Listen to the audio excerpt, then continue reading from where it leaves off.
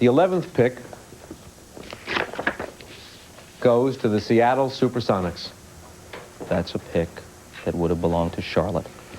The 10th pick Seattle's goes through trade. to the Los Angeles Lakers. That's an inverse order selection, so form holding so far. The 9th pick goes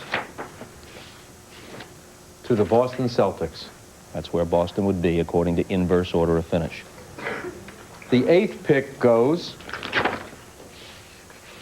to the Sacramento Kings. That's their new logo, but no new luck. That's just where inverse order The of finish 7th would have pick placed goes them.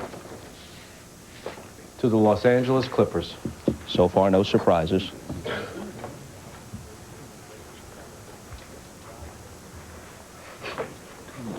The 6th pick goes to the Philadelphia 76ers. Again, that's where they would have been slotted. The 5th pick goes to the Washington Bullets. Not a surprise yet. The 4th pick goes to the Minnesota Timberwolves. Well, Milwaukee Now moved let's up see a little bit, but which teams have the first 3 picks in the 1994 NBA Milwaukee, draft? Detroit, and The Dallas 3rd are pick alive. in the 1994 NBA draft goes to the Detroit Pistons. Milwaukee and Dallas. The 2nd pick in the 1994 NBA draft goes to the Dallas Mavericks. Mike And that Dunleavy means raises his arms in that the jubilation. first pick in the 1994 NBA draft goes to the Milwaukee Bucks. Come on up, Mike Dunleavy.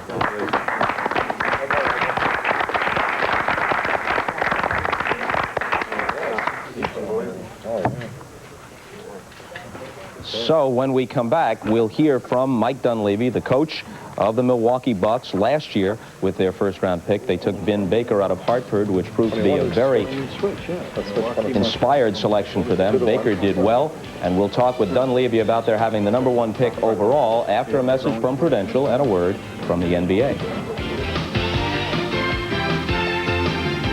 Overall, what are you going to do with it?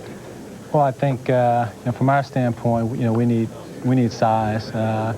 Obviously, I need to go back and talk with my owner and see where we stand and there's possibilities of doing anything with the pick. But I like Glenn Robinson a lot.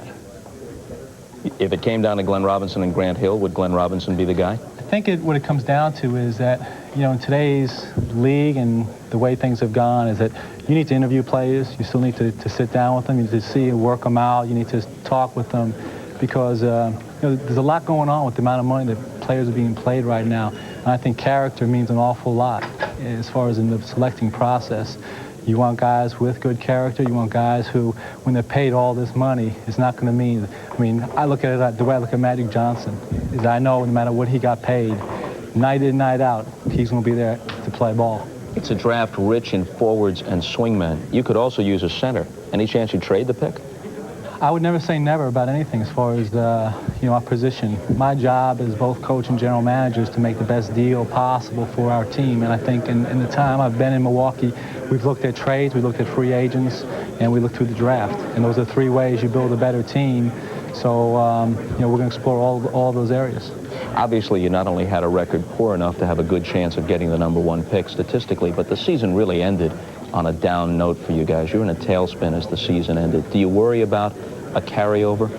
Well, the thing you worry about is, I don't think there's any question about the way we went about this season. Once we realized that we were not a playoff team, we've got a lot of young players on this team that we were trying to prepare for the future, that we gave playing time in amounts that they probably didn't deserve, but in terms of looking ahead. And I think everybody understood what we were doing, and I think some of the guys a guy like Vin Baker for sure, matured a lot, became a much better player because of what we did. And I think our players understood. I mean, I talked to them. I tried to spend a lot of time communicating to them about what we were trying to do. And losing's not easy for anybody. And I don't want anybody on my team who comes to like it. But I think our guys will not have a carryover for next year. Mike, congratulations. Thank you, Bob. All right. Appreciate it. The Bucks have the number 1 pick. Nothing is definite, but Glenn Robinson's name was prominently mentioned. By way of review, here's the order of selection for next month's draft. The first pick, of course, belongs to the Milwaukee Bucks, then Dallas. Detroit is number 3. Minnesota gets the 4th pick. Washington, number 5. Philadelphia, the Clippers, Sacramento, Boston, the Lakers, and finally Seattle picking up Charlotte's selection through a trade. We'll send it back to the Garden for the second half of the Knicks and the Bulls. New York up by 1 in Game 7. Marv Albert and Matt Gukas will rejoin you right after these messages from your local station. This has been the Prudential Halftime Report, brought to you by the Prudential. Peace of mind. It comes with every piece of the rock.